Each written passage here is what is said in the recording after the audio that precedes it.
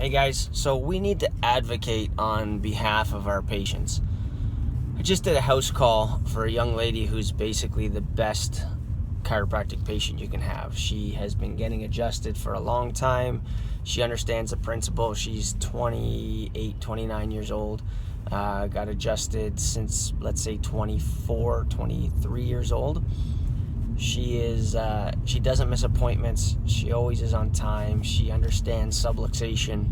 She understands the principle. She understands the bigness of everything, of the fellow within.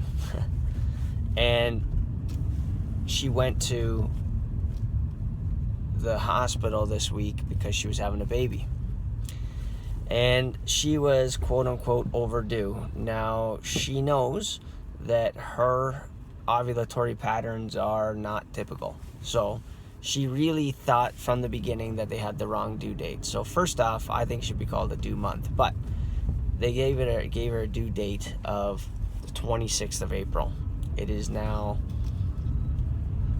May 10th. So she went, and everyone around her started calling her late. And she was getting frustrated by that because she knew that babies can come a couple weeks later. So they wanted to induce her a week ago, and she said, I really want to wait. I want to talk to my doctor, and she meant me. And so she came, and she's like, "What do I say?" And the point of this story is that she was probably one of the best, most well-educated, self-advocating patients that I have, and she still wasn't able to overcome sort of the medical bulldozer. She said, "What do I say?" I said, "Well, is the baby in stress?" "Nope, they did the stress test, baby's fine." Is your blood pressure high?" "Nope." "Is the amniotic fluid low?" "Nope." "Is there any sign whatsoever that anybody involved in this process is in distress other than the doctor looking at the chart who thinks that you're too late?" She said, "No." So she's like, "So what do I say?" I said, "Well, you just go there and ask, is the baby in trouble?" And they say no. "Am I in trouble?" And they say no. Then okay, then I'll see you later. And so she went there, and they checked her, and they said, "Well, you're not dilating." And she says, "I know, I'm not in labor."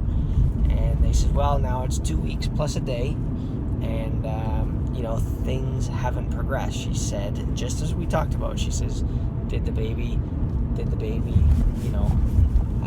in trouble?" "No."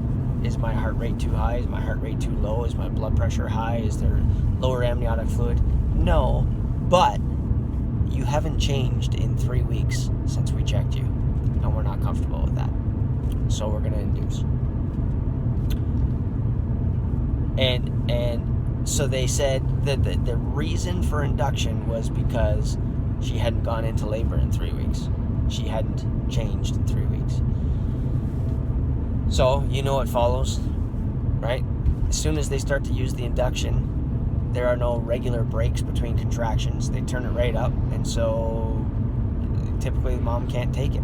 And so then there's the epidural. And so what happened was this person who was considering having a home birth, but then decided to use the midwives at the hospital, and then the midwives then said, "Now you're beyond the 2 weeks, you're considered a high-risk pregnancy." So then she got induced, so now she's under care of a medical doctor, and then they put her on the epidural, and then they gave her, now the baby's too big, so we're going to do an episiotomy.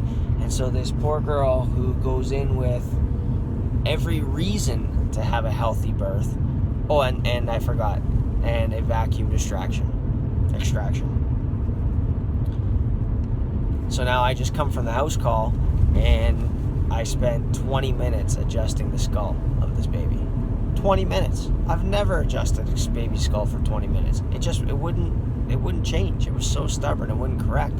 I ended up having to do it from inside the mouth, so I didn't have any finger cots with me, but I scrubbed my hands, etc. I got permission from the mom and adjusted inside, then adjusted here, checked the atlas, rechecked, and she just wouldn't hold her adjustment until, I did a number of different things, and finally it corrected. But it freaking pisses me off. What if I'm not there correcting it? These guys messed it all up with their bulldozer attitude. We need that. And I knew I should have called or said, "You know what, when you're in there, just call me. Here's my cell phone. If they want to induce, just call me." and I didn't, and that's what ended up. I don't like the system the way it's set up. I think our patients need more support, and what I'm taking from this is I need to give my patients, I need to give them better tools to defend themselves. I need to help them to advocate for themselves better than she was able to. And I thought she's like my primo patient, so she's a dynamite patient, but it's just the way that it played out. So what I'm taking from this is I need to help them be better advocates for themselves. I need to help them ask better questions, to think more critically, and to allow the not allowed to be taken over by the bulldozers in the healthcare system. That's what I'm going to call them now, bulldozers. Not bully, they're bulldozers. All right, guys. I hope you take that same lesson, and we'll talk to you soon.